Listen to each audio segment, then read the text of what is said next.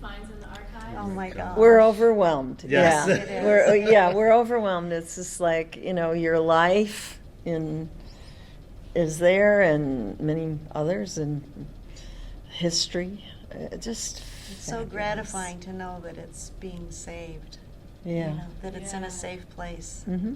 I had no idea how emotional. I mean, I knew it was going to be emotional, but I feel, when you yes. see something and When you actually start to see it, you are overwhelmed with the memories, and we feel so much like we grew up at Stone-Camryn. I think all of us hearing about the past history, so you start to think, well, at this point I start to think, did I live through that era also?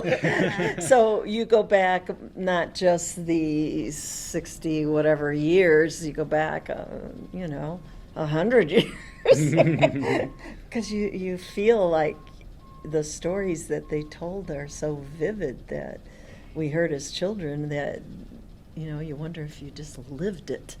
Yeah, I wondered how much Yeah. history and stories were a part of Oh. your education there. It was all the time. all the time we would All have the time. classes, and you would stand waiting for Mr. Stone to give the cue to go, to do the actual combination, while he's going on for maybe 10 minutes telling a story. And of course, I was very young at the time. I didn't know who he was talking about. I might now recognize the names now that I'm older, but at the time it didn't mean a whole lot to me. And now that's the thing that I wish I had. I wish that I could remember those stories, because Well, they were incredible. We might have to get together, and I don't know that I could come up with a story right now, but I think because I teach, and I started to teach simultaneously as I was teaching a little bit for them and as I was still taking classes. And so all of it was very fresh. So in my teaching, like I think a lot of young teachers, you emulate and you copy your teacher, and even the stories would start coming out about people and seeing Pavlova and meeting different people, and I think, wait a minute, I didn't meet them. and you're right, I'd see those kids waiting to do their combination and probably not having any idea what I was talking about. So I think I'm very grateful for the work that I've been doing, where I can sort of keep some of this alive, and the accuracy that I have to say I don't know for sure that my eras might all blend together. Well, it's funny because everyone looks to that they had it was like a genealogy on the wall of like with leaves, and it was that connected them with going back to all of these major dancers, going back to the the past, 1600s. I think it's here. yeah. I think it's located Is it? here. I've been I asking don't know. They everywhere don't to really find know where it, it but is. that's They what don't know where it everybody is. looks at, and everyone wants that now. And it was something that I just passed by all the time, didn't think anything of it, didn't really capture my attention. Someone on Facebook had copied it down when he was a kid, I think, and watching it, No and, kidding, and really? posted it on Facebook. Yeah. So, I didn't see that. so I've been wanting to go back and like sort of gather together all the biographies and sort of trace Well, that I all. have. I all think back. it's Mr. Even a picture of it Cameron. would just be. Yeah, I would have. do it. I've traced Mr. Cameron, but they're each a little bit different, and it goes back to the 1600s. The teachers who taught, the teacher who taught, and here we are. Wow. So it's pretty amazing. But if we could find that actual I know that's thing, like I don't that's have like that. the holy grail, I think, for Yeah. a lot of people. It is. It is. And this is the thing when you're working with kids, trying to get them to understand that you're not just coming to dancing lessons. And I'm out in the suburbs, so it's really important to try to get that in their heads, and especially when you're young and maybe the way things are, they don't care, and then I know I didn't care about a lot of the things, and then once I started to do more and grow up, it was like you want to remember, like Tony's saying, you want to remember what they said, Right, right. and it was inspiring. You felt like you could do things. They made you feel like you could really accomplish something on good days. Right. on other days, they made you feel like you never would. Right? Not to anything. Your good days or their good Well, days? I'm not really sure how they happened. And I remember when I first was in Europe and I went over to audition for the Royal Danish Ballet, and there were a few people selected. They were actually doing this big promotional thing where it was the first year they were going to open up the company to foreigners back in the 60s. And so it's like they had a few people from all over the place, and they didn't need anybody. And the person they ended up choosing was Eva Evdokimova, and she's from England, but she had a Russian father, and was incredible. And she became a ballerina, and they took her for the corps. She had already been a ballerina, and so that was interesting. So I didn't make that, so I went to Sweden and a smaller company in the south of Sweden in Malmö, and I never wrote to them for a while, and I can remember them being so angry, and it was like, well, I didn't make it, I failed, that was always my dream, to be in that company, and so when I didn't make it, I just thought, there's no use telling them any of this, because I'm just in a little company in Sweden. And then eventually, we toured Lapland, and I thought that was even the worst thing, that there are people coming in sleighs with reindeer to see Swan Lake. Now I can brag about it. And we dance for like in Norway, we dance for King Olaf, and it's like, the king is coming. We have to do more bows, the full bow. Bow to the box first. And I'm thinking, gosh, I was so young. I was like, now it's like, woo. So I guess that's the mentality you're talking about with the students you have now, right? Yeah, it is. They can Youth. grasp Youth. so much at a time. Yeah. And yet now I'm just like, for us to look at what you have here, and then to remember the stories, and then to remember the inspiration, it's like, wow, this is what it's all about. Because initially I was like, wow, you really spend all day organizing all that stuff to be in the refrigerator, or and now it's like, it's really coming full circle. Well, as these things tend to do, we kind of just rolled into talking, but just a couple housekeeping things, and then we'll. I want to go back and kind of get a good start here. These pick up a lot of sound, and you're doing a great job, but I guess I just want to make explicit that's going to interfere. So try not to touch the table. Are your cell phones off? Oh. Do you mind? That's the worst when we're saying like really important, and then we get a cell phone ring. Okay. I don't think. Thank you. And that's probably it. But I did want to just make sure we get a really clear beginning and ask for each of you how you came to be taking lessons at Stone-Camryn in the first place. Well, I'm the one that started with us. I came from a really small town in Iowa, and I was invited through community theater to come up with the person who's choreographing to come to a Chicago National Teachers Dance Association meeting. And I remember that it was wintertime, and Mr. Stone was the big teacher who was going to present on Sunday morning at 11 o'clock. I didn't know who Mr. Stone was, but he was late. And everybody was, Mr. Stone. It's like, they're best teachers, so what are we going to do? Mr. Stone arrives, and he's dressed in his knickers, and he has this purple scarf that goes around and around and around his neck with the scarf left over. And he hops up on the piano, and he teaches to there probably were 5 or 6 girls that he had brought along with him. Usually at a convention like this, it's the people in the audience who get out, and are the guinea pigs for the teacher. Well, he was having none of that. He brought along his own students. So he proceeded to give them a lesson while we watched. And I thought they were just beautiful, everything coming from this little town, and I had the most horrible dance lessons ever. They looked perfect to me, and he was just brutal with them. I mean, he was he had all the rolling eyes and the, you know, this, and for God's sake, you know.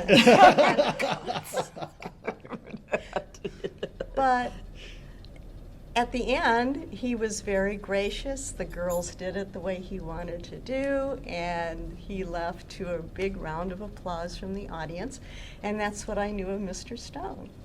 And then I decided that I would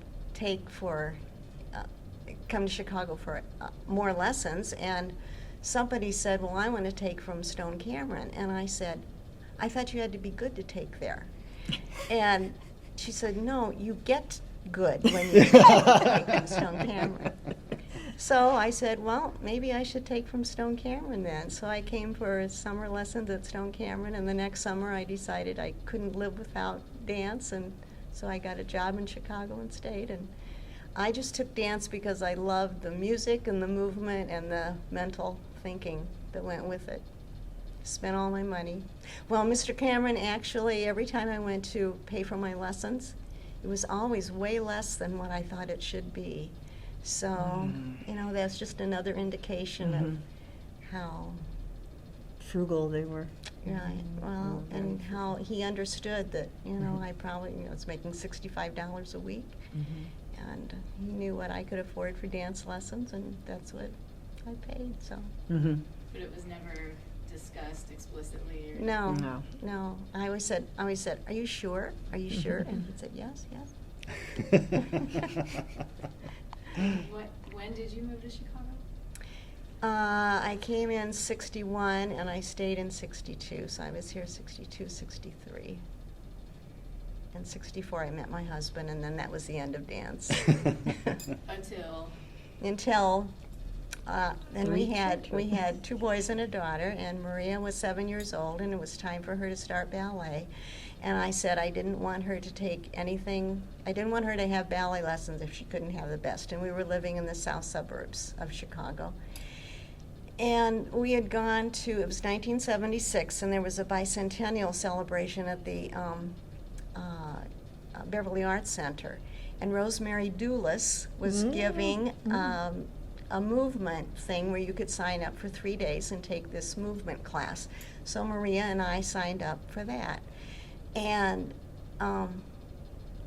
John thought he took it the second and third session. Tony wouldn't even look at what was going on the stage. He turned around, nothing to do with it. But Rosemary Dulis said, Maria's got to have lessons. And I said, yes, but I don't want her to have any. And Jerry said, well, I think we could go down to Stone-Camryn. And at that point, I thought, oh my gosh, I nearly fell over, you know, that he would be willing to go all the way from the south down to Chicago, the middle of Chicago.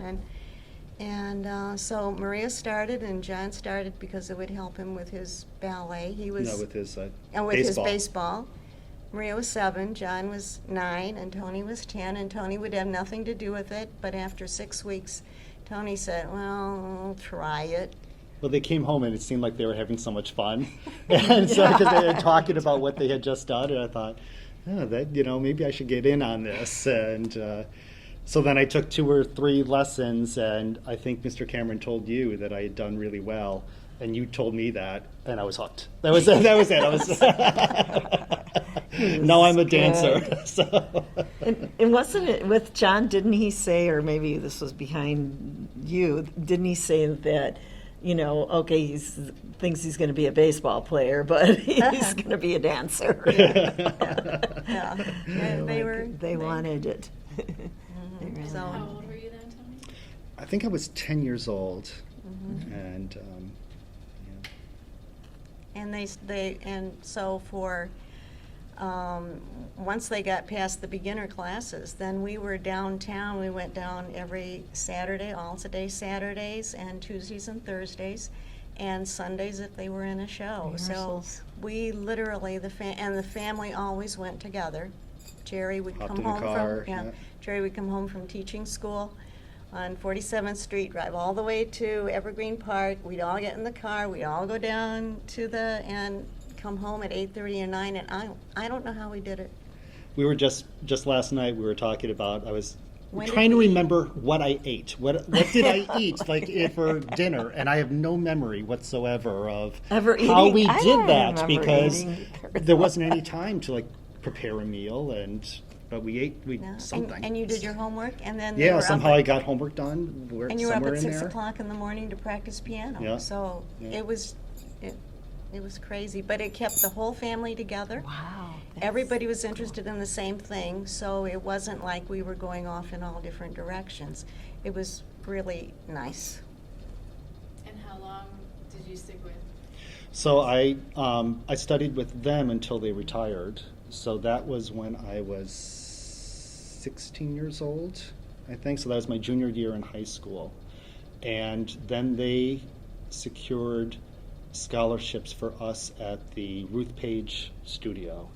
But the problem with that was that to go from the south side up to further up north was a real hike. It was big enough hike to get to downtown Chicago, let alone the near north side. And at that point there was push and pull with the theater department in high school really wanted me to be a part of their program, and so I ended up we ended up stopping at that point. So that was in my junior year that I stopped. But then I studied with Judith during the summers. Mm-hmm. So when I had free time, then I could come up and I would stay with her. And she had I like had a small hopes that he would. yeah, she had a small He apartment would up that she allowed me to stay in, and then just stay Yeah. and take lessons, as many lessons as I wanted, and dance with us, Yep, perform. and to take care of the studio, clean up the studio in exchange. So I forgot that part. I remember on weekends,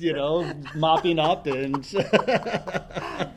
so and that was like being back in my teachers, like with Mr. Stone's and Mr. Camryn's classes, because she taught the same technique and the same, for me, the value, I mean, there's so much, but one of the major values was the intellectual part of it. It really taught me to be a thinker, because it wasn't just about dance. It just wasn't about the movement. It was also about how you can intellectually break it down and then be able to transplant that into something that's more complicated. And so it was, I got that same kind of feel when I would take your classes. Because that was my goal always, to be able to pass that on. Yes, that was something that you just didn't get anywhere Yeah, else, and- thinking skills. And they had a way that I've figured out now. They could have been telling you this, but as a young kid, you don't always register it. But their way of putting steps together created coordination. So you could be uncoordinated, but by the time you finished in their classes, even someone who would never become a professional or wouldn't even be that good would be good because of how they put the steps together. And that is also part of this whole intellectual thing, because I think I found in 45 more years of teaching that the stimulation to the central nervous system and the what it really does for the brain is like phenomenal. So what they did and what they were onto and where that came from through this grapevine family tree that we talk about of dance, that's like, it's just very fascinating. I And then think. I was just Very thinking about how fascinating. Mr. Camryn, when he developed his character technique, and the way that I understood it is that he would go to Europe and travel around and watch the folk dances and then try to bring back the elements, break it down into its basic elements, and then use that, teach those elements, so that then we as dancers would be able to adapt and be able to dance practically any kind of dance. Right. And what Right, occurred yeah. to me just like a week ago is how American that is as a concept. It's that melting pot. It's that he's going out and grabbing from, like, say, these European traditions and bringing it and then making it an American dance, an American approach to dance. To being able to I think do that's really anything. And the fact is that the way, again, the movement ideas went, it just made the body capable. I was a ballet dancer, and yet I got into a modern company without ever having taken a modern lesson. I did commercial theater and things without becoming an actress, schooled actress. And all of this came out of this class that he created of character dance, being able to just do anything. And it's something that really needs to be preserved today. The closest to it is I think the Kirov, character classes. One of the Russian systems has a fairly good character program, and then the English, but the English are pretty typical, and a lot of places have it now, most places, but they will just do Slavic work, or they'll teach the dances from specific ballets, and that will be their character work. So. Interesting. And Judith, how did you come to Stone-Camryn? Well, I was the best dancer in McHenry in 1950 something, late 50s. Everyone said. And so then, the teachers sort of disappeared from the area for various reasons at that time, and one of the young girls had, her father had a factory in the city, and the mom was going to take her daughter down for lessons to this place called Stone-Camryn, who was supposed to be the best. And she said, I can't very well take my daughter when you are the best in the town and not bring you with if your parents will let you go. And so my parents said, sure, if we don't have to go to Chicago, we'll let her go. So I went in there, the best in McHenry, and they took one look at me and said, back to beginning work. You don't know anything. And I was mortified and ready to die. And I thought, wait, I'm advanced. Well, I certainly wasn't advanced there. And so I hid in the back row and was taking class because I decided I have to keep going because McHenry's counting on me. They all think you're in Chicago now, and I wanted to be a dancer. I had told you I was going to be a dancer when you met me. I remember Judy standing beside me, and she was like, weren't you 14 or probably, 13, yeah, 13, something like yeah. that, and I'm 21, and she's telling me, yes, I'm here, I'm going to be a ballerina. Yeah, right. I was really determined. I mean, this young kid, and she knew what she was going to do, and I'm 21, and I'm like, I just like to take dancing lessons, that's all I want to do.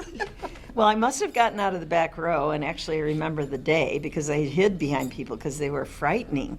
You know, Mr. Stone especially was just frightening, and Mr. Camryn had that face that we saw a few pictures of, like, what you're doing really even smells bad. Not only is bad.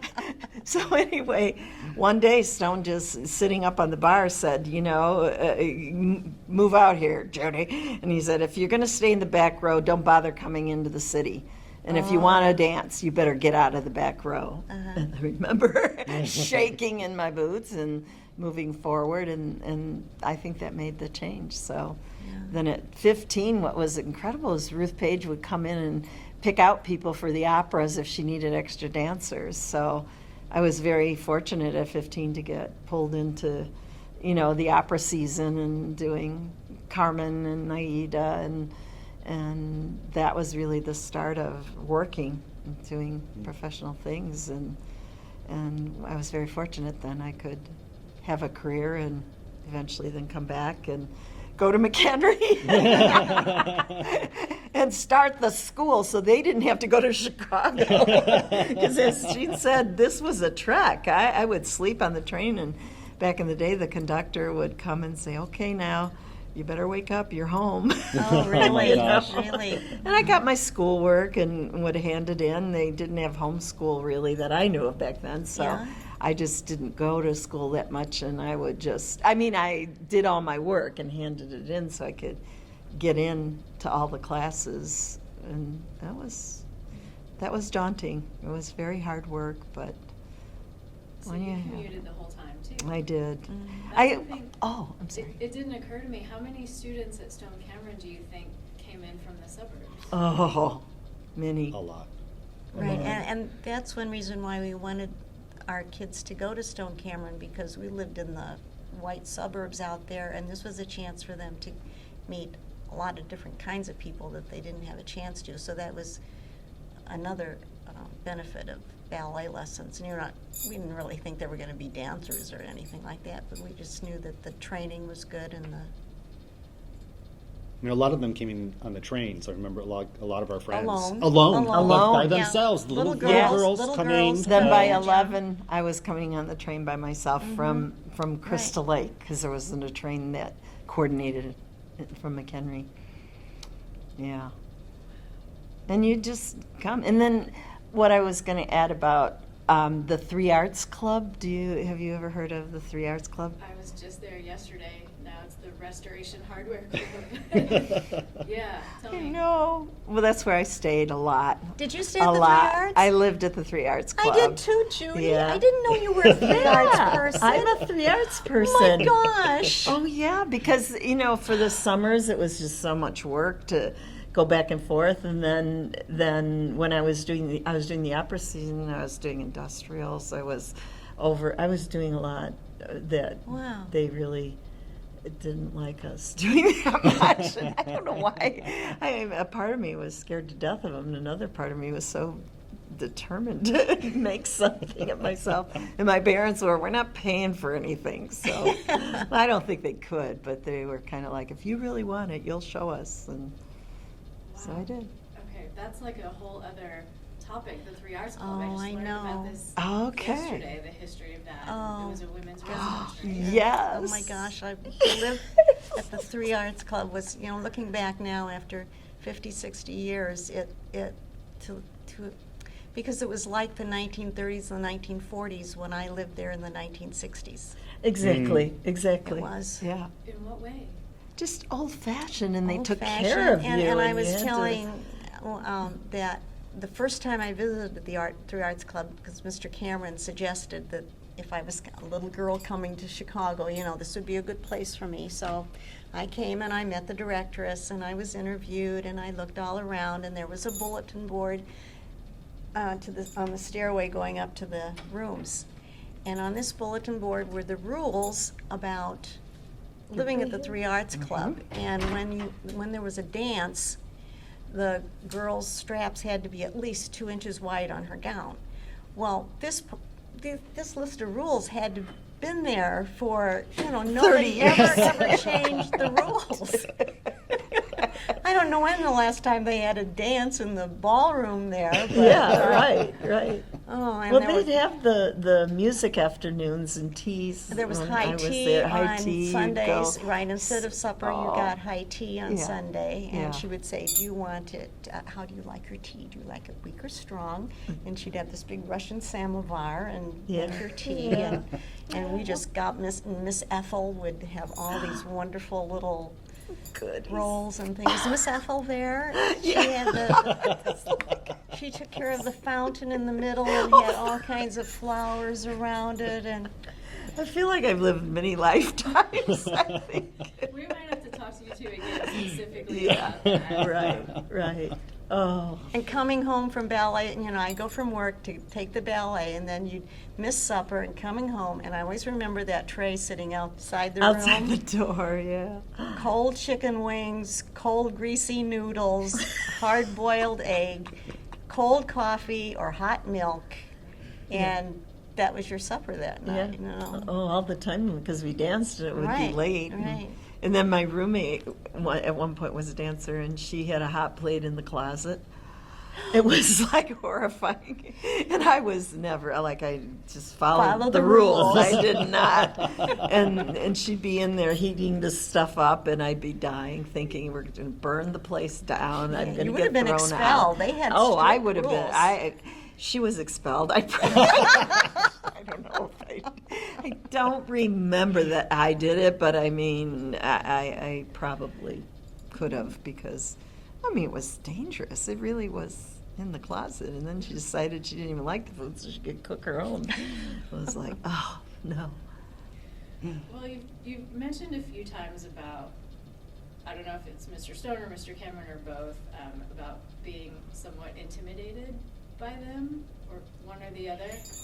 In what ways? Yes, I can tell you, because as coming into the studio, Mr. Cameron asked, well, what was your training? And, well, I was a dancer back in Iowa. He said, so he put me in the 11 o'clock intermediate class. And this was the first class of the summertime where it was packed, And I had never been up the stairs. I didn't even know what a ballet studio looked like. And I ended up way over in the corner where you didn't have a middle bar, you know, and I didn't know anything about these beginning exercises or anything, you know. I just didn't know anything. And it was so crowded that if you didn't do it exactly what you would get, you know, Yeah. everybody would get bopped. And he finally sat me out. He said, for God's sake, you got 4 eyes, you know, look and see what's going on. And then he finally sat me out, and I was so grateful. And Mr. Camryn said, you'll have to go and start with the baby class. And I was just grateful. I was not, you know. Yeah, I as long as no one knew, I was fine. And I, I started from the beginning up, and but I did do character class. Character was okay because it was like tap dancing, you know. I could catch on to character enough. But I remember that there was a jazz class with Bill, I forget. Bill Gary was Bill, there. yes, he did a jazz class, and I took the jazz class with him. I remember, And- do you remember 12th Street Rag? I don't know. We can do the dances for you. You remember choreography? Yeah. I remember choreography. We Yeah, wrote it sure. down. Yeah. So I You wrote it down recently? No, As back you were then. learning? Yeah, Back then, I but it's started still- when I it's still was in my memory. like 12 or 13, writing, journaling all the classes and corrections and things. On the train. On the train, because he'd So- say, So anyway, think about this. I took this jazz class, and the next day I was going up the steps, and he was coming down, and he said, "You did a good job in jazz class." And my gosh, you know, Mr. Stone to speak to little old me. I was like, 'cause everybody was scared to death of Mr. Stone, and Mr. Camryn. Everybody loved Mr. Camryn. Yeah. You know? Although he But could be he biting. could be yes, biting. you know, in Yeah, his very yeah, understated right. way. Yes, you know, that's right. It's almost when you became.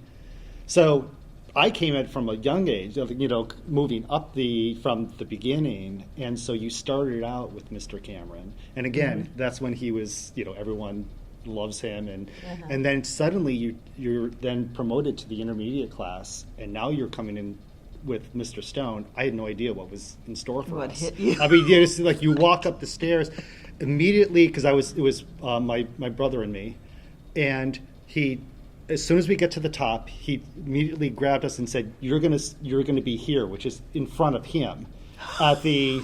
And again, it's the same thing. You don't know what his classes are going to be like, but now you're near the front. It's because we were boys. He wanted to keep his eyes on us, and so that was really intimidating. Yeah. And you had to know. And the thing, again, it goes back to that intellectual. He would reel off the combination, and then you were just expected to be able to do it right then and there. And that's a skill that you have to build. And when you're not doing it, he's coming down on you. And so it was really intimidating. And then he'll just say, reverse it, you know. So Right, like, and he then doesn't reverse it. show you how or wait for you Yup. to figure it out. You just had to reverse it. But then after you get to a certain point with Mr. Stone, then Mr. Camryn would come in, and they had completely different styles. And he would come and he would critique you and complain about the way that you were doing it. But it's like, but I'm trying to do it the way that Mr. Stone does. He's like, no, you just have to do it this way. And so Yeah. once you got to the point where you could please both of them, then you're you knew ready for a career. that you made it. Yeah. So there was Yeah. that moment when I Yeah. could do a glissade in the way Yeah. that pleased both of them, and I was Yeah. like, "Oh my gosh, I finally did it!" So It's like, good. They would both be in the room together. Sometimes, but usually It's one of usually them when was they're wandering teaching. through, and Mr. They Camryn would then right, point right. his finger and then if you yell had at his class later, it's like, I don't want, you know, Sir Lacourbier there, I want it here. It's my class you're in today. And the minute the hand struck the 12, that's when class started. Yeah. You started. Yeah. But Mr. Stone would go over. And Mr. Camryn Drove him would nuts. be coming along with his watering can in the front of all the students and throwing out their, and Mr. Stone would just keep going. Yeah, he never wanted to stop. How did they, was that an intentional sort of tag team, you know? Well, I think to some degree. They had not some not kind quite of knowledge. planned, but it Yeah. was. They knew Yeah. as a dancer you had to be adaptable, And it was easier for them, I think, I mean, it was easy. They're not even if I don't even know if they were conscious of it, that if Stone taught his way and Cameron taught his way, we'd be getting everything. I think that's part of it. I remember being in class with John Newmeyer, and Mr. Stone would, he said, when you get your own company, you can do it your way, but you do it my way now or get out. You must have taken that to heart. didn't And then he left for Germany. And then pretty soon he came in, where's John? Oh, he went to Germany, Yeah, it's going to But then become the eventually, next Got his as own you were, company. so then you're up front. Well, that becomes then, to me, that became the goal. Then I'm going to stay in the front. I'm going to be the person. I want to be the leader of that. I want to be the person that Who gets he's it going to first. he's going to tell the combination and expect me to be able to reproduce it then and there. So it's just that same, like you were saying, Yeah. being pulled out and being Right. put into the front. So there's that. They know they're intimidating, but they're Yeah. grooming you to get to that front, to that spotlight Yeah, position. those girls, those first girls that I watched, Mr. Stone, they never cracked, they just did what he was told. And at the end, he was gracious to them, and, I never cracked after he called me an emotional slob. After that, I never cracked. You don't forget that when you're a little teenager. It was degradation and humiliation. Oh, yeah, But we Mr. became Stone great. Kind of hit me in the head. I mean, it wasn't. you in the head? No, I didn't. He hit Oh, me. he hit He you. like hit me in the Oh, head yeah, like this. this little- And yeah. Again, I was humiliated. That was Yeah. like, it was like, get with it. Yeah. And it was like, oh my gosh. That from that point on, boy, I tell you, I was going to be with Yeah. it. It was very hard to be a young teacher and coming out of company, and I was just like around 30, and it was like to have that in you. It's like how your parents raise you; you don't realize it, and you're ready to say, "Lift in that stomach." What'd you do? Swallow a watermelon? That was one of Mr. Cameron's. And I'm like, you can't talk to people like this. It doesn't work. That's So- how teaching was back then. Yeah. I mean, tough love is what I would Yeah. That's right. Yeah. call it. Yeah. And I'm guessing that's where they got it from their teachers. Oh, and- yeah. you always knew that they really didn't mean it personally, or Right. that they were Yeah. doing it for your benefit, or that this is what you were taking lessons for. Mm-hmm. It was not where you went to be sacrificed intentionally. Yeah, so, and the balance between the two men, Mr. Cameron Yeah, did it know did. how to It pick did. you up if he felt. Right. Yes. And they probably did talk about that a lot, because I would think Mr. Stone probably didn't feel good.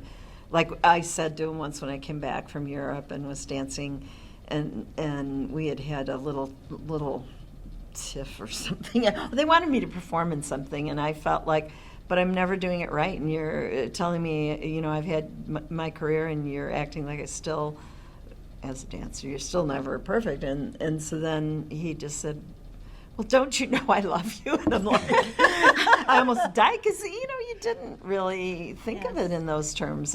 You're a teacher, and why do you women have to be like that and so emotional when all I want you to do is be good, and I want good dancers? And they have such wonderful students that even coming back as a professional, it's like they had incredible people coming up who were going off into companies. So at one point, because we were driving down, we would then drive them home. Oh, that's right. After That's the, right, yes, so we would yes. have a lot of time in the car to talk with them, and we'd even have them out. They came out to our house. Once or twice. And I thought, oh my gosh, Mr. Stone and Mr. Cameron are coming to our house, and I'm fixing supper for them. Oh my God, So I really saw them as sort of grandfather figures for me. I mean, Yeah. one, I didn't have any experience, and the other one died pretty young, and so Mm-hmm. they sort of filled that role for me in many ways. And they really enjoyed being part of our family. I think they Oh, they appreciated did. that too. They did, yeah. On the other hand, the other side of it, I had a very dysfunctional father. He never saw me dance. He said, well, when you're on TV, if I'm laying on the couch and not asleep, I'll watch you. So, Oh, geez. so I got a TV show. And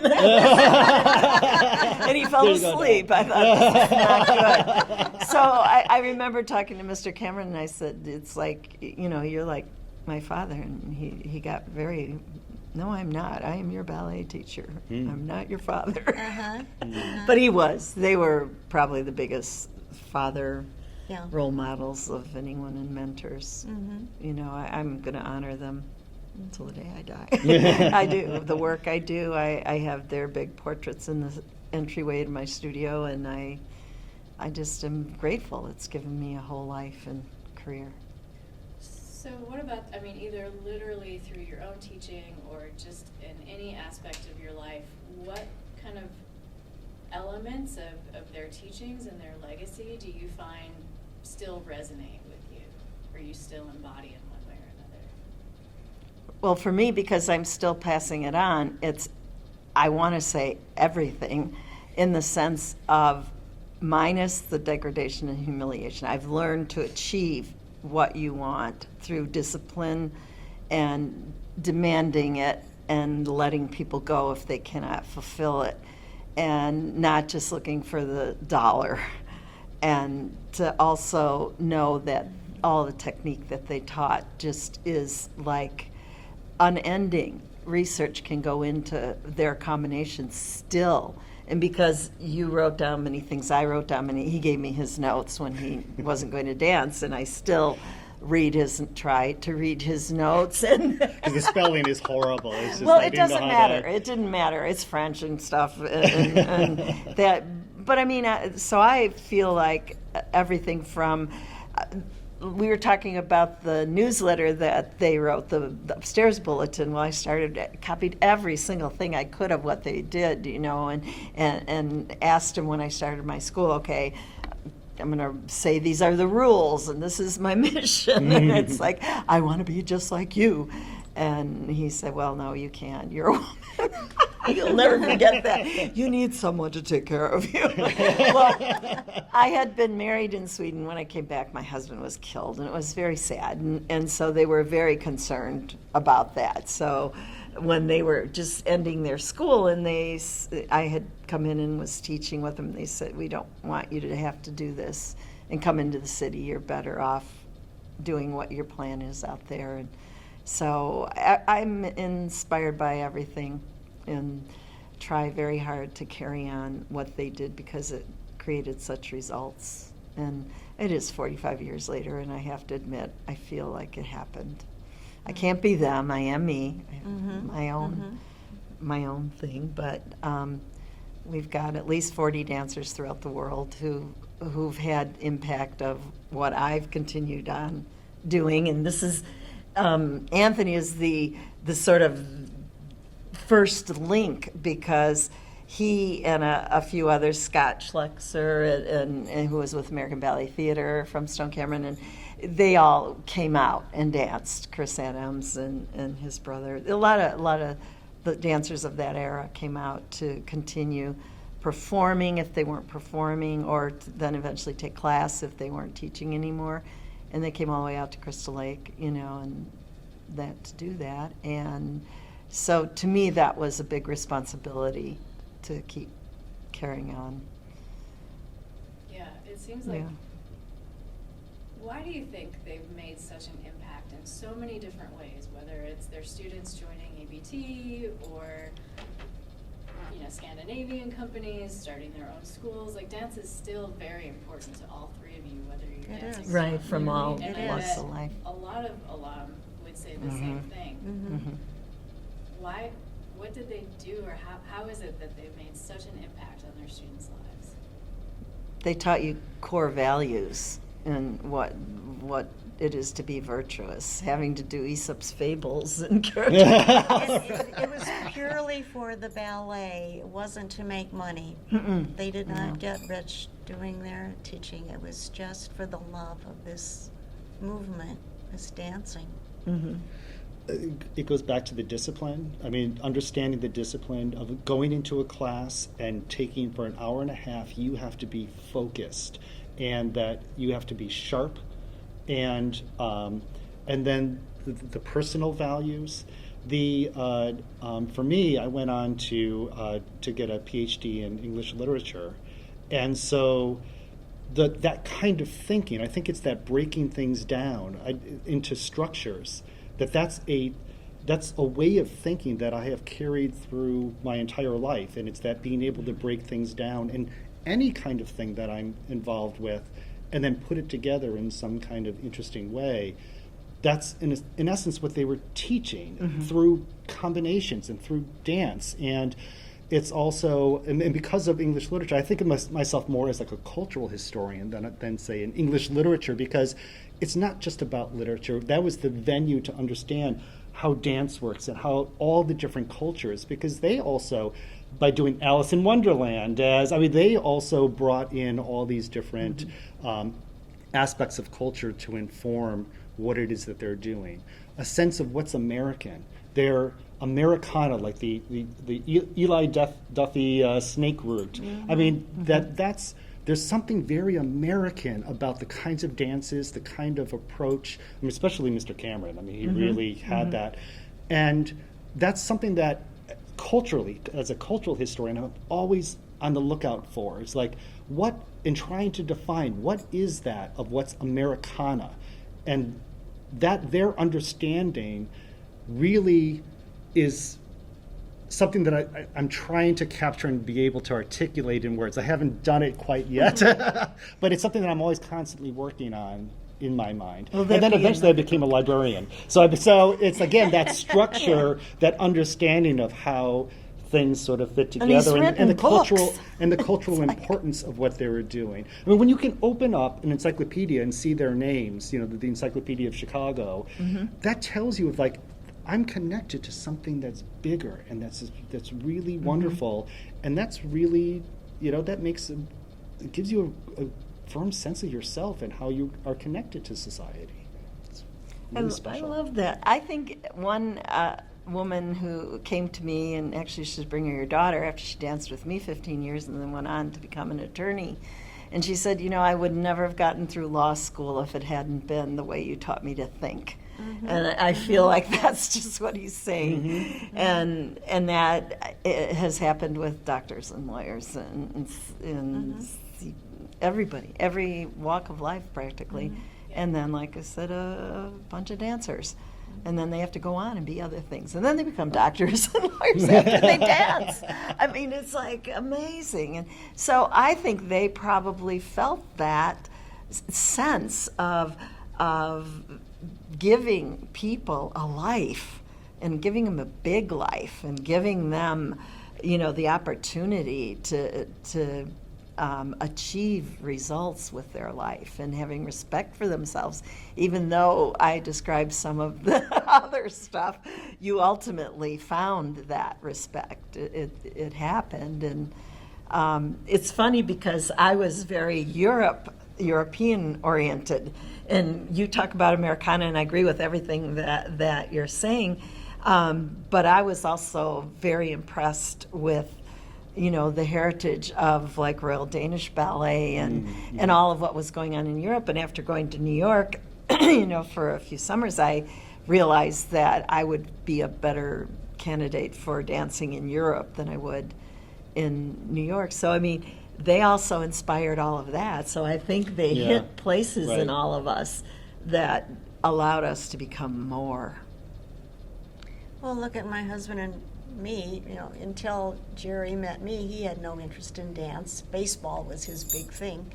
And now that we're all by ourselves in our house, we turn on the ballet programs, and we're very critical of the dancers that are on it, and support the students coming up.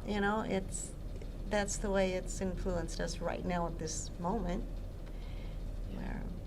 When you were here studying with them, this goes for all of you too, but did you see things? Did you attend performances? Yeah. Of ballet Or when they any dance. Oh yes, and we could get free. Well, we found out how to. I remember sitting in the 6th row and watching Nureyev. Mhm, dance, Nureyev and, Fontaine. you know, I don't know how Oh. I got that ticket, but somehow I did. Well, And then Tony and John and Maria were all supernumeraries with the companies that came through. Yeah, American Ballet Theatre, National Ballet of Canada, Royal Danish Ballet. Royal Danish Ballet. So that Yeah. was the Royal, when the Royal Danish Ballet came. That was Oh. a special time because then they taught the technique, the Royal Danish technique, in our Right. classes. Right, And right. we went gaga for it. I Well, mean, that's why. you always said, Tony, you should go over and go to the Royal Denmark, Danish go to Ballet because that's Denmark. your style. And it's like, I never did. When But- American Ballet Theater was here, the boys were, you were, Don Quixote.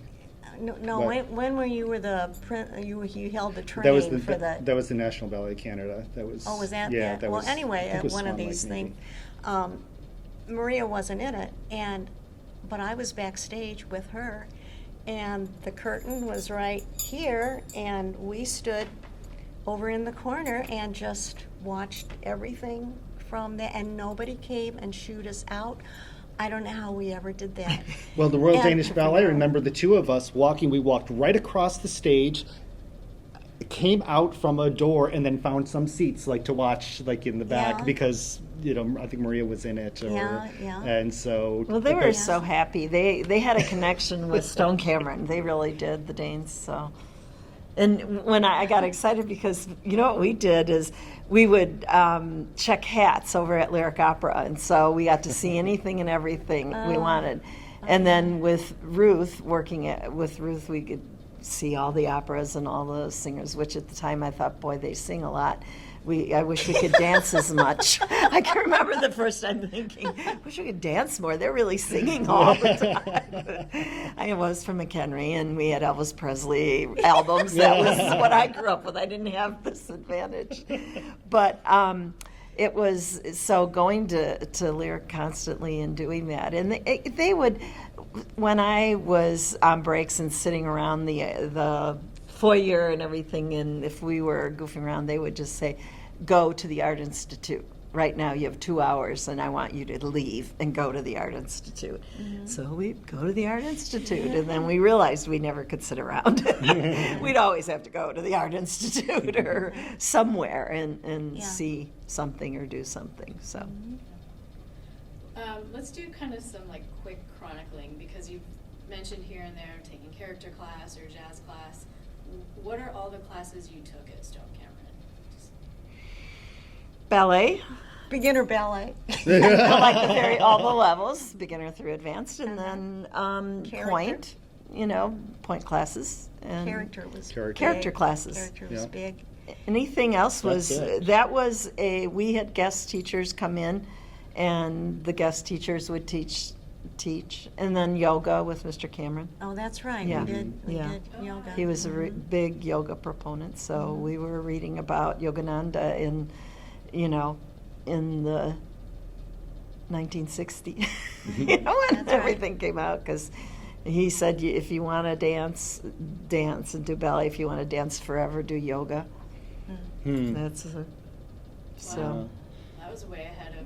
Yeah. That was Yes, the it way, was. and I ignored it, but I'm sorry. No, I got my certification Well, now. when the kids were 2 taking years ballet, ago. we would stay late for me to have that hour of yoga. Oh, really? Remember? Yeah. No, I don't remember that. That was at Rosemary Dulas's studio. Oh. So within the character program, it's basically a 5-year program.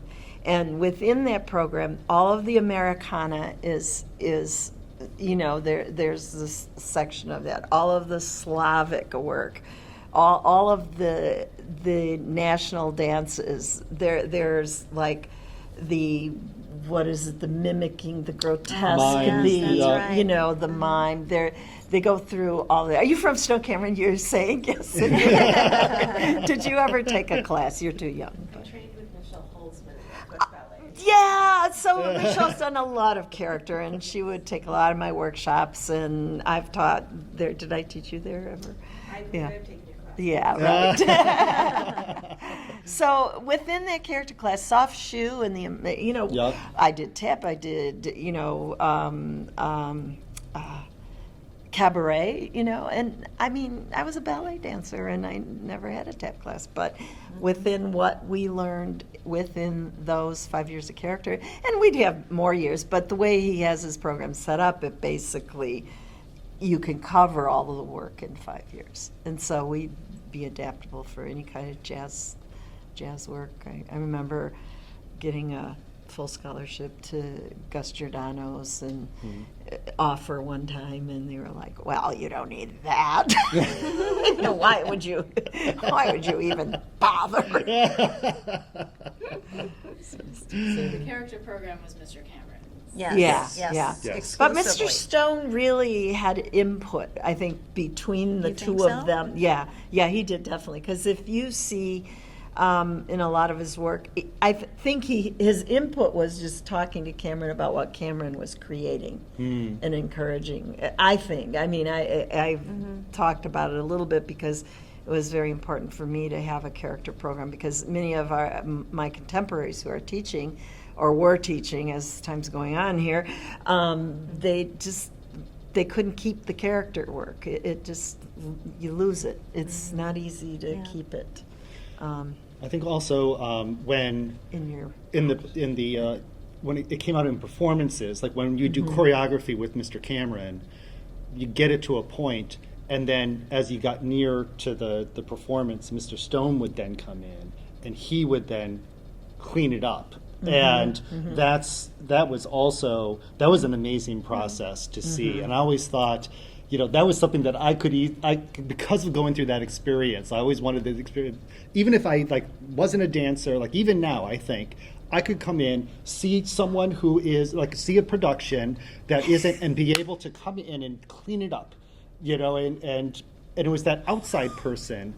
So I think that was also sort of where they were collaboration between the two of them, where you know, he wasn't involved. Mr. Stone wasn't directly involved in character, but in the performances, that's when it came out, and that's when he then had his they knew input. what they each wanted. So I mean, we all sort of came into, all of us, even the oldest, came into their lives later. I mean, in a way, right? They were pretty well established. So.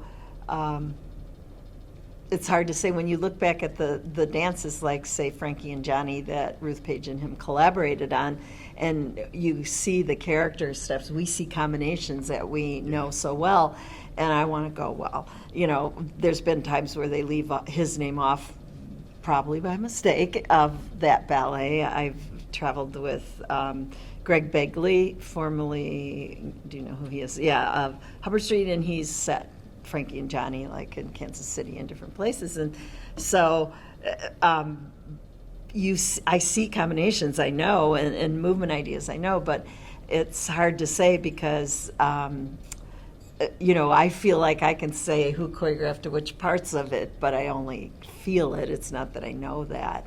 And where was I going with that? I lost it.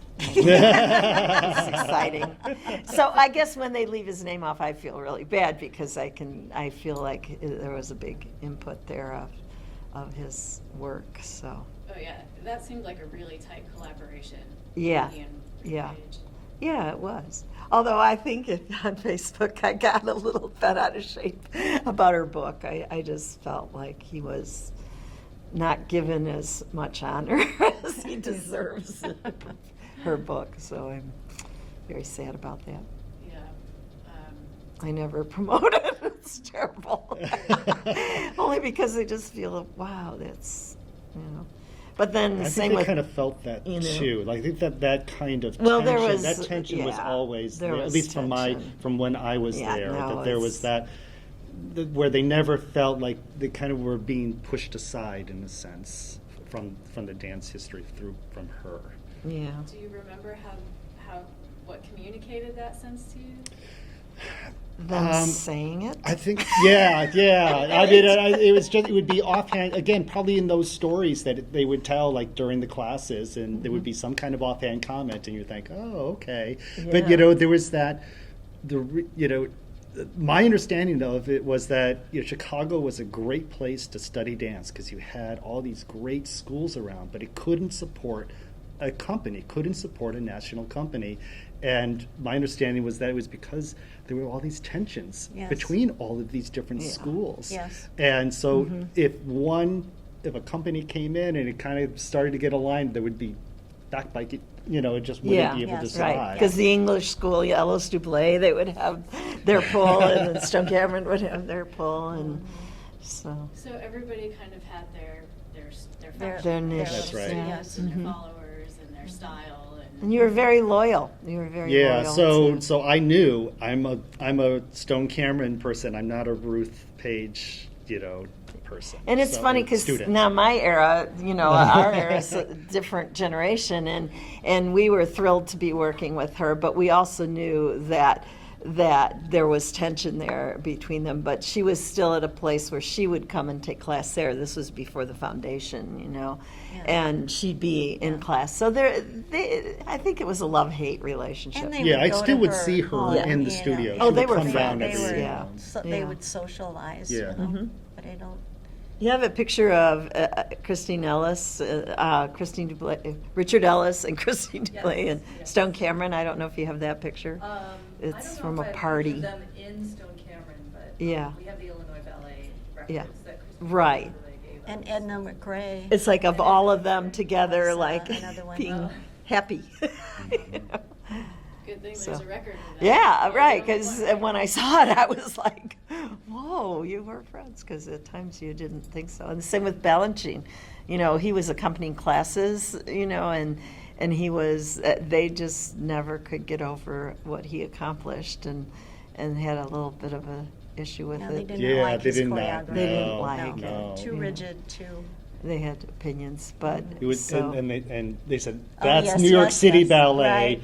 This is American Ballet Theater. So. yeah, there was a lot of tension. We didn't grow up really being into that, so and it still probably is there. Like I had talked about Dan Dwell when he started, and we sent that class of children down to dance with him, and then he offered them all classes, and then I went and said, Dan, wait, that's a whole class that you're taking to start your new school, and he said, I'm from New York City Ballet, remember? He's very sweet and we're friends, but it was like, whoa. Oh, wait, we're being filmed. This is going to be. Is there an edit? You haven't signed the Yeah. waiver yet. That Mr. Stone and Mr. Cameron were furious also when Ruth Page enlisted a lot of his students for the Nutcracker, in the early days of the Nutcracker, and they would still expect their students to be back in time for class. Oh, yeah, I was one of them in 1964 or 5. Yeah. Yeah, it was stressful. It was so stressful. I think I ended up in the hospital, actually. I think I did. I had Really? pneumonia and everything else because we weren't allowed to miss a class, and we were doing her first Nutcracker. Paid, so I mean, Pay didn't matter. Yeah, That's right. Do you understand? Really, pay did not matter. And you really grew up thinking each class is going to make you a dancer. And I know we have to think that way to a degree, but remember we rehearsed on Easter? Were you involved when Yes, we had yes. rehearsals Yes. on Easter? And, So now. that loyalty and dedication was really cultivated. It really was. We were very, very dedicated. Well, again, it goes to speaking when you're asking the question about what you carry with you. It's also that of understanding what it takes to be dedicated. What does it take to get to that elite level? What is the effort and the commitment that you have to make? And that's another key part of that, is understanding that, because they had the track record. You were in that that mode, and there's no reason why you can't also do that as well. So that carries with you. You take that to another, you go to a PhD program, you're going to take that same kind of attitude towards what you're doing. Right. I'm curious about the space itself. Can you just you talk about going up the stairs, and Yeah. can you Should just love it. describe it? Like, what was it like coming in? What were the studios like?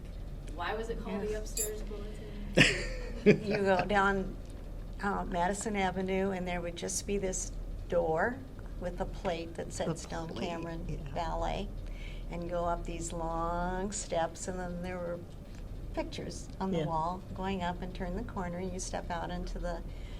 Well, they have the double doors, remember, double halfway doors. up, Right. You halfway step up. out there. into this space that was, always remember the mosaic floor Mhm. that went over, and there was the dressing rooms ahead that were just. Didn't they say it was a Chinese partitions. laundry before they took it over? I think they said that it was They a did, Chinese but I laundry. don't know. Yeah. Could have been,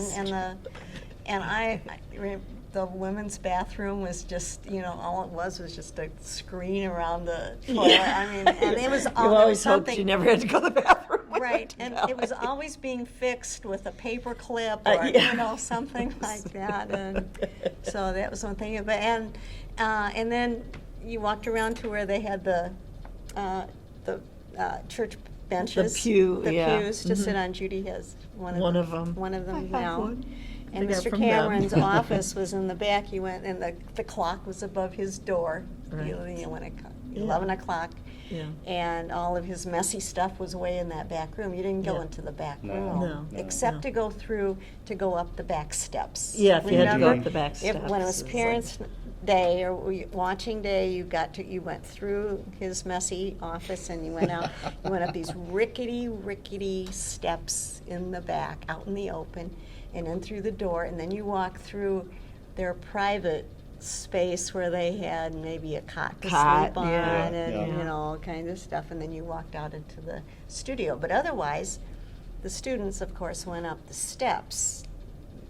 Front They continued steps, up to yeah. the top floor, Yeah. and then you guys can go on from there. I mean, it was a pretty narrow studio, so it wasn't ideal as a It was long and dance. It was narrow. very long and narrow, and especially during the summers, they had so many students. You knew it was summer because all these people are coming from all over the country to come and study for that summer, and it was packed in. But it was really exciting. It was a really exciting time to. And to no be- air No air conditioning. No air conditioning. And it's the first day, so a few people would pass out, and nobody really worried about, oh, it's the first day, carry them downstairs. I'll never forget Yeah, that. yeah. Okay, we'll get them downstairs. And boy, you would just come out. I mean, you would just be dripping with just. It would be because you were so hot. It was just, and a lot of times you're taking. It's not just the hour and a half. You're taking 2 classes in a row, so you're talking maybe 3 hours straight, Yeah. no break, and then people, and then they would during the winter time, and they would throw open the window. windows window. at the very end, and of course the people there would complain, and they would say, "You don't get a cold from cold air; air. it's from bad air." That is like, so it's, okay, as if that justifies Okay. them Or sitting there in freezing. England, when It's we like- toured, we had to warm up. We didn't even have warm-ups. We warmed up from the inside. Start your, it was actually pretty. But that second, so that the studio was upstairs. So you have these 3 levels. You're going up these long stairs to get to the waiting rooms and the dressing rooms, and then you go up another set of stairs to get to where you were studio. The studio. Yeah. But the other thing during the summer is because you're there all day. So you might have 3 hours in the morning, and then you have another hour and a half or another 3 hours later in the day. So you would have like 3 hours or 4 hours in the middle where you're not doing anything. Oh, no, So you're at the that's- Art So Institute. that's the. Well, I remember That us was hanging around like in that second floor, and that was. How'd you get to know, hang around? We did. Well, there was one time that we started playing this card game. It was like spoons or something, and it was very loud and noisy, and you grab it, and everyone starts giggling while it's Yeah. going, while it's happening, and they came down and they put a stop to that. was- That was yeah. too much noise. You're not going to do that. So, but that became sort of like, where I feel like I grew up. It's where You did. It's spent so the much time downtown there. was my stomping ground. That was Right, where. When I started, they had Yama the cat, the Siamese cat. Right. And even on Sunday, they would come in to feed Yama his salmon. Yeah. And Somebody then came the in dressing and rooms didn't go all the way up, so Yama will walk along. That's right. But then, of course, eventually, I mean, this is valuable real estate, and so it was, Yeah. torn down. I have to say that I did not walk. It was only like maybe 5, 6 years ago that I can now finally Walk get down to the go and walk street. down that street to that Yeah, area. yeah. I avoided it like the plague for Yeah. most of my life because I couldn't take it. I wouldn't, Yeah. not to be able to see that, Well, that building. I was coming in to go to take class till I was like 47 years old, and so I was coming in, and it happened to come in the day the wrecking ball was there. I was there. Oh my I'm on the gosh. street sobbing because I see our studio wall, the dressing room wall. I see that, and I'm in. You know, across the street, it's the gas station or what? The parking. There's a parking garage. Yeah, Garage. and the guys came out and said, "What's the matter? Were you a ballerina there?" And yeah, I said I was, and it was like it was like, I'll never forget that would have happened in that moment, that they had literally tearing it down, and you saw the yellow paint and the green paint and the the floor. Yeah. Which in Ferris Yes, Bueller's yes. Day Off, that's the parking garage that they bring the car and then they get in the car and then zoom off after they drop it off, the big Porsche or something. That's the garage? That's the parking garage that is in that movie. It's the That one we'd that's right stare across out, and the guys street. would be looking at us dancing. Yeah, I always remember Mark Darling got to take it Stone-Camryn simply because he was walking down the street and looked up and saw the ballet school up there. He didn't know anything about Stone-Camryn. Oh my gosh. right. Yeah. Right. So he inquired Yeah. about it because he was going somewhere else. Yeah. I don't remember exactly where, don't but remember he either. and I, his sister yeah. were taking lessons, and so he stopped at Stone-Camryn to find out what they had. Yeah. That was an era. Definitely. I mean, we could talk all day. Did we answer your questions though? I do want to be mindful of your time. It's 12:15. Okay. I have waivers for you and a little bit more housekeeping, but if you have time, I just want to make sure if there's anything that we haven't covered yet that you want to make sure we do. Now's the time. Well, I just wanted to apologize. If you see that little film, I did say I forget I'm being taped, and I got in trouble in that hallway because I kissed Bill Bottolato, and we kissed in the hallway when we were teenagers, and Mr. Stone threw me out because he said we have didn't plenty know of girls. that. We have plenty of girls, but we don't. Our boys are And I'm walking to the door. No, I know. I'm embarrassed to tell her of all the. It's in that film clip, and he threw me out. And I'm like looking up, and I remember, I wouldn't go through the double doors down below. I said I'm not going to go, and I mean to stand up to him and say that because that meant nothing. I'm going to dance, and I'm not. I will never go near him again. Well, there was two of us, but I remember, You so got the blame. I got the blame. I did. And I took the blame. I mean, I think I was a year older too, so, I took the blame. But I did go through the double doors. I said, I'm not going to leave. I won't ever do it again. And, and I've he never said- kissed a man since. And he said, I don't even remember, but I got to come back up. I think it was you leave the boys alone. I think that's what he said. I don't remember. I did. Okay. Well, there weren't all that many boys. no, boys were precious. Yeah. Yeah. Oh, man. Anyway, I was going to tell you that before you see it. And you're asking about the actual space itself. Yeah, that bathroom hallway was kind of long. Private. I saw more action. Yeah, right. Anything else? Everything and nothing, right?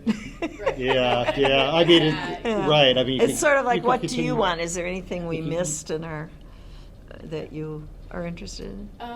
Who came through? I mean, either teachers or other students or guest artists. Like, who do you remember coming through? Barbara to see you? Streisand came one day looking unique, totally. I don't know if you guys, you were too young Oh, because too it was, she came up, looked kooky as all get out, and wanted to take a class, and they just said, we don't offer any classes. And she said, I'm doing these shows, I'm a singer, and I need some ballet. I just remember thinking, this woman's so weird in her accent and her look. And they said, no. We have nothing. So I saw Barbra Streisand come and go. I don't know if that counts, but, you know, as far as people in the dance world, it's just, didn't you know. he come and stand, come on the steps and Not watch when I was.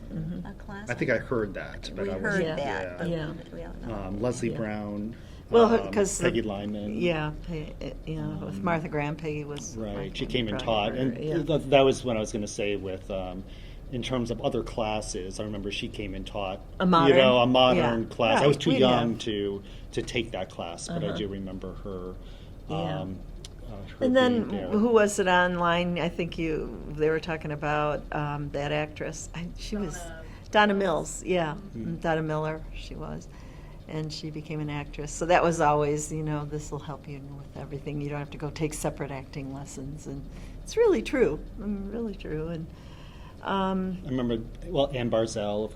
I didn't know who she was at the time, but them going off to dinner, you know, after classes, meeting and going off. Joan Lawson came in. I was From Royal Ballet, yeah. From the Royal Ballet, and she taught some classes. I'm trying to think of the people who Or even just people that you were in class with that maybe we should talk to. Oh, I see. Well, Yeah. or, you know. Lisa Boyko is really the one you had a picture of her. She's in the area. I'm pretty sure I can contact her to tell her to contact you. Do you remember Lisa Boyko? I do, Yeah, absolutely, she was absolutely. she's a very smart lady who has done many things, and I think she's a physical therapist now. She's danced, and has danced somewhat professionally, She was the too. leader when I first Yeah, started in and she Mr. Stone, was- and then I was like, I want to Yeah. be you. So I was Right. like, Yeah, she's very good. She would be a really good person to talk to. Mark Darling up in Racine. Oh, yes. Yeah, it's funny. Some people. I'm not sure if you talked to the Bottolatos. Did you talk to Dean Bottolato or Bill Bottolato or any of them? Yeah, there is sometimes, and I'm not sure which of it might be Bill more so. A lot of them, when they left, they do what I see now that dancers do, is that you know, we weren't allowed to really get our legs up high and do extensions in the era where I was. It was get your hips straight first and get all your turns and all this, and then work your extensions. So they did have a plan, but we just heard, don't raise your legs so high. So when we left and we'd go to New York or whatever, they need our legs up, and they're not teaching it right. So a lot of kids, when they leave their school, they are very critical of what their teachers didn't give them, not realizing you're not a finished product yet. I felt like betrayal with that. I didn't go that. I felt sometimes I was missing things, but I eventually learned this concept that, well, I, you know, just wasn't finished. But a lot of the dancers that we might think of didn't feel they got that much there. It's when they went to New York, that's when they got it. So unfortunately, there are those. And yet, as we aged, I could say that about someone, and then you talk to them, and they've come full circle. And so Sometimes with age comes Right. that Yeah, ability to yeah. look back and Yes. But put I it into can context. remember, you know, and even with my own students that happened. So I was so excited when I had my school to like have the kids get good enough to go and take their classes. And I was bringing them down. So there's a batch of people like that who were in both places who are out and around. And it was funny because one day Mr. Camryn said, well, we're not going to be here forever. When are you going to do it yourself? Take them to the next level. I'll never forget that. It was very impressive, okay. Because you do expect they'll be around forever. Yeah. Right. And it's like now Right. I'm the age where they were finishing, 45 years in the school. And yeah. So, Mr. Stone died on my birthday when I was 18. Oh. And I was in a play. I was in The Importance of Being Earnest, and I was the lead in the play. And my parents kept it from me and told me afterwards. And then Mr. Camryn died on Leap Day right after that. Yeah. So I will never forget, Yeah. No. No. And I was devastated. I was devastated. I was at the hospital and I was holding Mr. Cameron a little and hugging and he said, oh, sorry, and he said, where are they? Nobody's here. Oh. Where are all of them? I'm sorry, but they were there. They were there. I tried to tell him that because I thought later, well, here I am again being told you're just a woman or something, right? I mean, later I thought that, but at the time I just thought, I don't know how to answer that other than they are there. And I wanted to go down so badly, and it was Yeah. just so difficult for us to go down and Yeah. be at, with part. I don't know. I don't know. And now I probably would have, even without Jerry, I would have made sure that I got down Yeah. there. Because he took it the wrong way. He was taking it the wrong way. And I don't know who he meant, if he meant someone in particular, because, he wasn't alone. Dolores was there, I think, and a lot of local friends and people were there. But at his house, do you remember at the apartment the pictures of certain people on their dressers and around? I don't remember They that too had, much. I remember because I probably was looking for mine, but they had pictures of most of the guys, they just, I don't remember yours. I know Chris and Dave, the twins, and Billy's, Billy O'Reilly and Dean, and different, Bill Bonlano, Bill O'Reilly, Riley, Mhm. Bill Riley, and yeah, so, wow, you got to us. Yeah, that was like losing a parent. Yeah, that was definitely, and I think I danced at their memorial service. Do Yes, you remember? did. You Yes. did.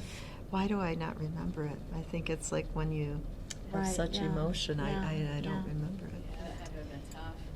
I just don't even. I danced at my husband's service too, so I might be a little able to disassociate. Right, well, you were No, I'm doing- dancing. You I were don't doing know. it for a reason. I was doing it for a reason, very much so, And not it wasn't for anything me. to do with, right. No, it had No. nothing to do with just me showing off or being a dancer. So, wow, you guys, this is like so intense. Yeah, it is. right? Yeah. It's such an important Yeah. part of your life. But thank you so much for sharing some time with You're us. welcome. If I Thank think of you. other people, I'll let you Yeah, know. please, It's like, please.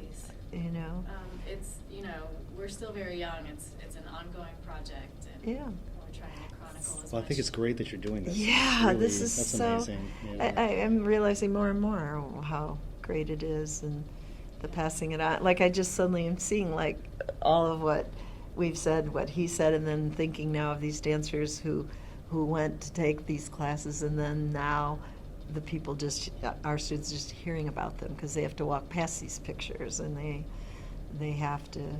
I think it's learning to honor your elders, right? If you go back to tribes and different people, it's like honoring each other. Yeah, Yeah, and I think so. dancers are really generally very good about doing that in the studio Uh-huh, or during uh-huh. hangouts. Yeah. But we're trying to broaden those circles and bring Yeah. it to more people than are Yeah. able to be in the studio. Yeah, yeah. Great, great. Yeah. Good luck with Thank your you. work. Yeah. And